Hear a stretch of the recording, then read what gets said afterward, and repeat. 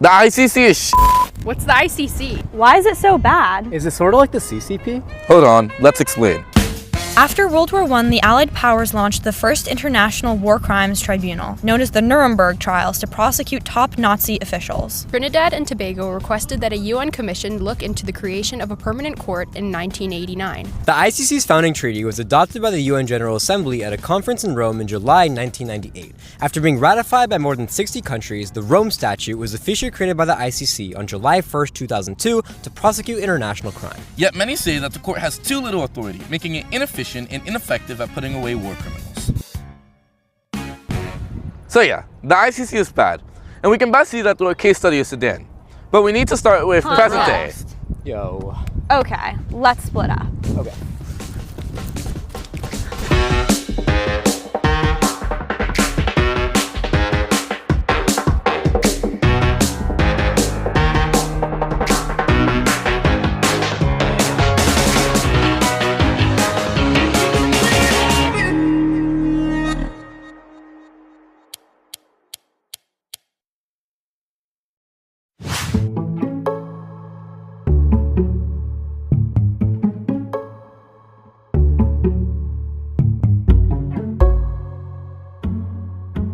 During the first half of the 20th century, Sudan was a joint Anglo-Egyptian protectorate, essentially a British colony, and they only gained independence in 1956. During this time period, a major divide between the North and South emerged, with the North being predominantly wealthy, Muslim and Arab, and the South being impoverished and Christian or animist. This led to two civil wars. The Second Civil War lasted from 1983 to 2005, and 2 million people were killed. It started because of a conflict between the northern government and southern citizens when the government tried to impose Muslim law, breaking a promise from the First Civil War. It was at this time period that the Janjaweed militia emerged, mostly made up of nomadic Arab tribe members who got into armed conflicts over land, water, and other resources with settled farmers who were predominantly darker skinned. After several uprisings by non-Arab groups in 2003, the Janjaweed militia began to escalate their tactics, becoming more aggressive and pillaging villages. In 2013, they were organized into the Rapid Security Forces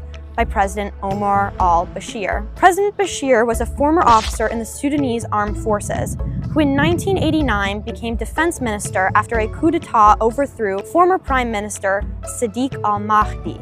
At this time, the Revolutionary Command Council was created, and Omar al-Bashir was the head of it. After this, the government, political parties, and trade unions were all slowly dissolved, and Omar al-Bashir became the president. He instituted Islamic fundamentalist policies, and in 1993 dissolved the Revolutionary Command Council, naming himself president. By 1999, he had dissolved parliament as well. Throughout this whole time period, he continued to be re-elected with significant majorities.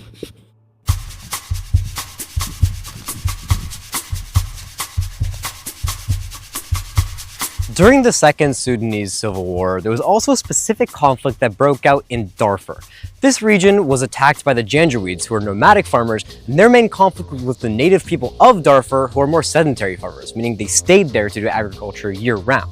Over 200,000 people died between 2003 and 2005 in this specific conflict, which marked the end of the Sudanese Civil War, but this specific war continued up until 2020, which had over 300,000 more deaths, including 6,300 rapes of women, children, and even some men. However, because the war in Darfur and the Second Sudanese Civil War collided between 2003 and 2005, the violence got so bad that the United Nations Security Council decided to put it to a vote on whether or not they would send humanitarian aid. To summarize, the UN Security Council Resolution 1564 would sponsor sanctions of other countries and welcome humanitarian aid, again, of other countries. The UN wouldn't actually do anything, they would support other people doing things. Regardless, this was adopted in September 2004 with all the permanent members voting, except for China and Russia, which abstained, and all of the non-permanent members also voting for it, except for Pakistan and Algeria, which also abstained. But as we know with both the UN and the ICC, they don't tend to do a whole lot, so this resolution did, as you might guess, absolutely nothing. However, it's still significant because it was the first time the UN did any sort of intervention in Sudan, and some historians say that it actually led to the Comprehensive Peace Agreement in 2005, which is what ended the Second Sudanese Civil War. This agreement was signed between the Sudanese Liberation Movement and the official Sudanese government, officially ending conflict between them, and therefore ending the systemic violence that was occurring in Darfur. This did not end the official war in Darfur, which again continued until 2020, but it was a step towards peace. So now, with the worst of the conflict in Darfur officially over, it was time for the ICC to start handing out warrants of arrest for some of the worst offenders. They had three primary theories of punishment. First is incapacitation. The ICC didn't want the biggest offenders in the war of Darfur to be out there in the wild. They want them in prison and to stop them from doing worse things in the future. Second is deterrence. Who knows, maybe there's other leaders out there, either in Sudan or other parts of the world, who want to do violence on a similar level, and the ICC wants to make sure that they know they'll go to jail if they try to do something similar. And third is retribution. As I said, over 200,000 people died before the warrants of arrest were even issued, so there's a lot of people that wanted payback and justice for the people that did them the most harm. So great, the ICC is actually starting to punish some of its leaders. But whoa, don't go clapping yet. It isn't as good as you think it is. There were 6 warrants issued out, and I want to read to you all 6 of them and where they currently stand today. Haroun, the governor of a state in Sudan, warrant issued in 2007, and he is still at large. Al-Bashir, the former president of Sudan until 2019, warrant issued 2009, still at large. Banda, commander-in-chief of the GEM, issued in 2011, still at large. Abu Garda, a rebel leader, there was a pre-trial chamber, but they never confirmed the charges against him. Hussein, who was again a governor of a state in Sudan, warrant issued in 2012, and still at large. And lastly, Abd al-Rahman, who actually had a trial. Whoa! ICC can do something. One thing.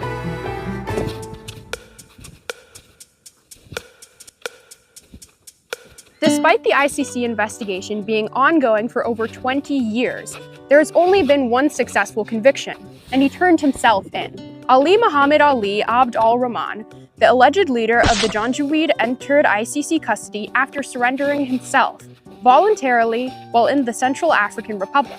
Abd al-Rahman is suspected of 31 counts of crimes and crimes against humanity that were allegedly committed between August of 2003 and at least April of 2004 in Darfur, Sudan. As is defined by the Rome Statute, he is first charged with crimes against humanity for the following acts when committed as part of a widespread or systemic act directed against any population with knowledge of the attacked: murder, rape, persecution against any identifiable group, other inhumane acts of similar character, intentionally causing great suffering or serious injury to body or mental physical health.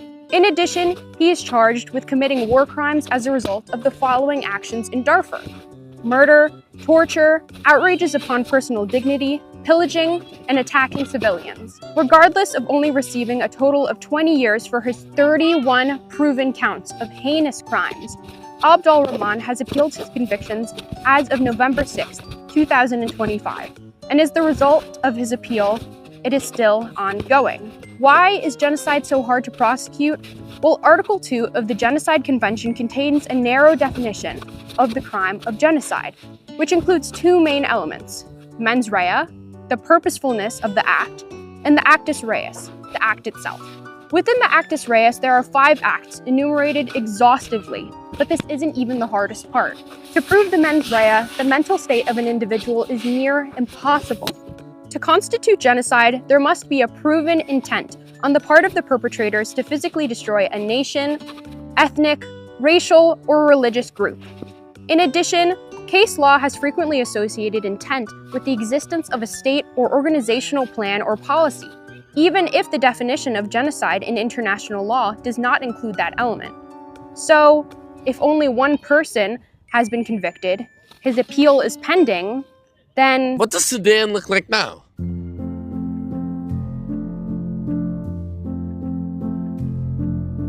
At the end of the Second Civil War, Sudan split into 2 states, now being called Sudan and South Sudan. In the unstable northern territory of Sudan, chaos continues to strike. In 2019, President Omar al-Bashir was overthrown and arrested by a joint coup by the Sudanese Armed Forces, the government military, and the Rapid Support Forces, a civilian militia. By the end of this conflict, the government dissolved and the military government was placed into power for 2 years to oversee the transition of power. Yet, in 2023, fighting broke out in the transition back to civilian rule between the SAF and the RSF. Now, as of 2026, 24.6 million people suffer from acute hunger. 11.8 million have been displaced. And worst of all, the conflict is showing signs of a genocidal path, seen through the mass killing and starvation caused by the Rapid Support Forces.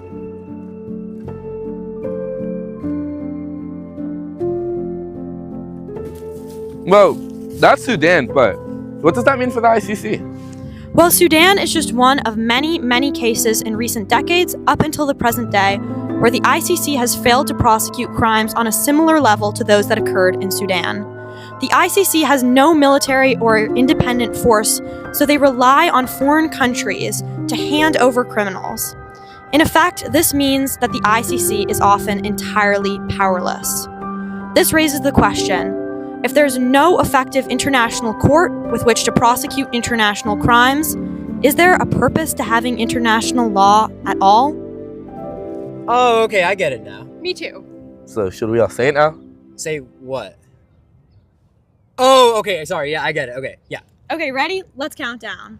3, 2, 2. My God, bro, what do you mean we can't count down? Okay. 3, 2, 1. The ICC is